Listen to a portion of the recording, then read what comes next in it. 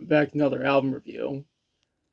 For today's review, I'll be talking about Temple of the Dog, which was a grunge supergroup from Seattle who were together from 1990 to 92.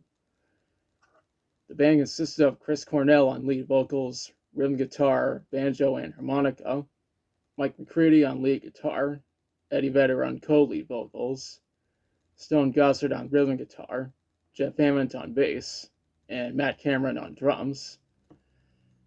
Everyone should know that Chris Cornell was the frontman for Soundgarden and Audioslave, while the other guys are from Pearl Jam. Ironically enough, Matt was also with Soundgarden. In the previous review, I mentioned that Stone and Jeff were previously with Mother Love Bone. Temple of the Dog was also formed as a tribute to the late Andrew Wood.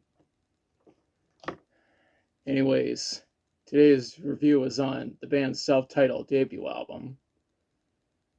It is self-produced with help from Rick Parashar. The mixing was done by Brendan O'Brien. Ken Perry did the mastering. The engineering was provided by Don Gilmore. This was nearly a decade before he worked with Linkin Park.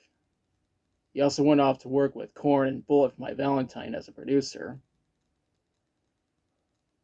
The album was released on April 16th, 91 on A&M Records, the same label that Soundgarden were signed on to.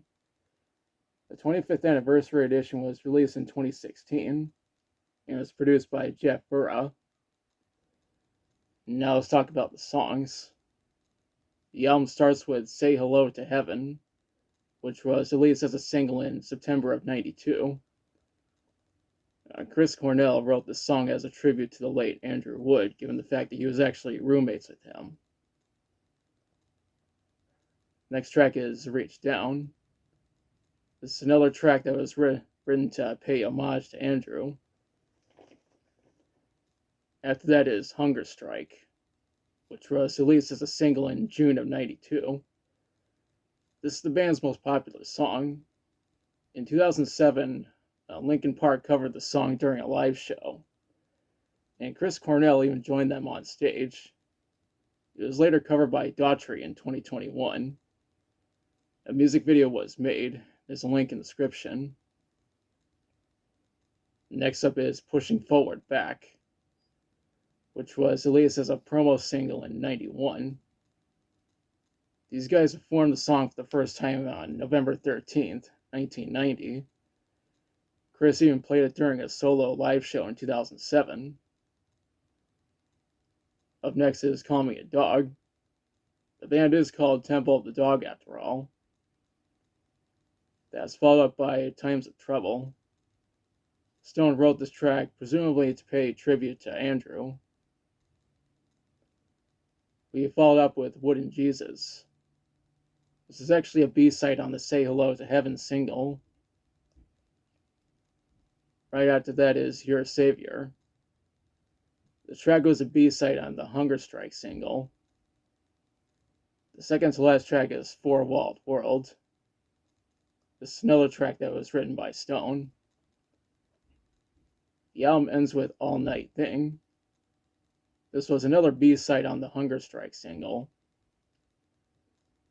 The 25th anniversary edition has different versions of Say Hello to Heaven, Wooden Jesus, and All Night Thing. These new versions were mixed by Adam Kasper. The 25th anniversary edition also includes a second disc with bonus tracks. The first 6 bonus tracks are demo versions of Say Hello to Heaven, Reach Down, Call Me a Dog, Times of Trouble, Angel of Fire, and Black Cat. The last 2 of those songs were never finalized and just stayed as demos. The next track is an instrumental version of Times of Trouble. The last 5 songs are outtakes of Say Hello to Heaven, Reach Down, Pushing Forward Back, Wooden Jesus, and All Night Thing. As you can see, my copy is the 25th anniversary edition. Just not the super deluxe version. When researching this album, I read that it peaked at number 5 on the Billboard 200 and number 11 on the Canada Top Albums. It was also certified platinum in America and Canada, and silver in the UK.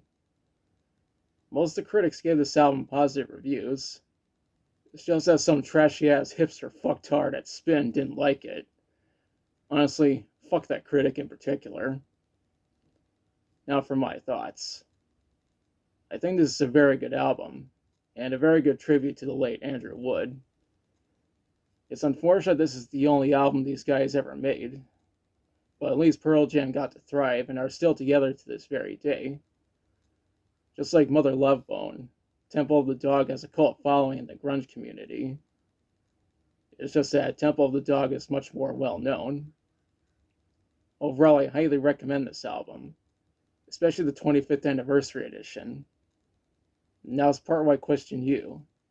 Have you listened to Temple of the Dog's self-titled album? If so, what do you think about it? What's your favorite song from it? If you have this album, which version do you have? And let me know in the comments. If you like the video, be sure to like, share, and subscribe. Be sure to press the notification bell to notify of future videos. Thanks for watching, and I have an interesting review coming next time.